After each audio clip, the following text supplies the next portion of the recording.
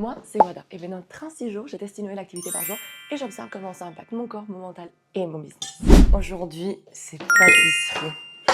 Et en plus, pas forcément juste de la pâtisserie, mais du cake design. J'ai un gâteau à faire pour un événement que j'ai à midi. Il est 7 heures. Hier, la journée, ça a été un truc de malade. Et j'étais juste pas dispo. Et comme je pense que j'aime les challenges, faut sortir un joli gâteau, un cake design, juste en quelques heures. Vaut mieux que je me mette au boulot et que j'arrête de vous parler.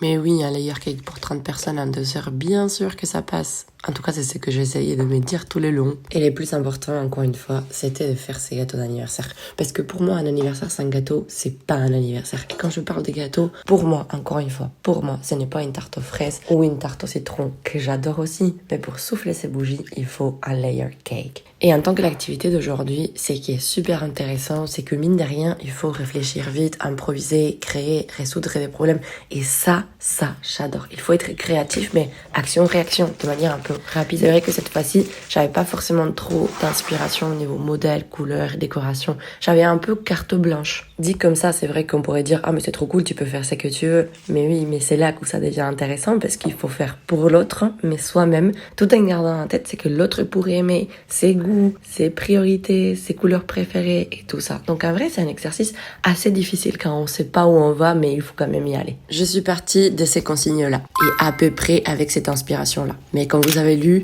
pas forcément cette couleur, pas forcément ces parfums. Donc, comme j'ai dit, un peu carte blanche. Et tout ça, j'ai retenu. J'aime bien le chocolat. Pourquoi pas des fruits rouges ou quelque chose comme ça. Une déco similaire à ça, mais pas forcément en rose.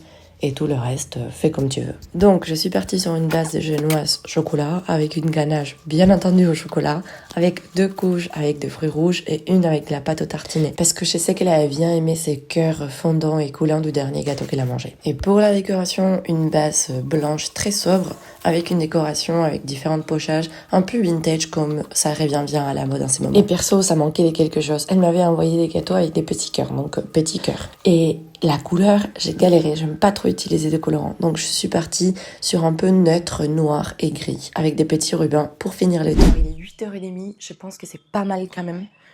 Et il est au frais, ça y est. Bon, activité du jour, trop cool, j'adore. Mais c'est vrai qu'il faut être quand même super minutieux, donc des fois c'est un peu compliqué quand même. Surtout, il y a énormément d'attentes. Le temps que ça prenne au frais, qu'on fasse une couche, qu'on la remette au frais, qu'on fasse une deuxième couche. Prochain challenge, ça va être de la mener au lieu de l'événement. Parce qu'on est à peu près 1 heure de route. Moi, je vais aller me préparer maintenant. Dis-moi en commentaire qu'est-ce que t'en penses. J'ouvre ma boutique à gâteaux. Allez, c'est parti. À demain.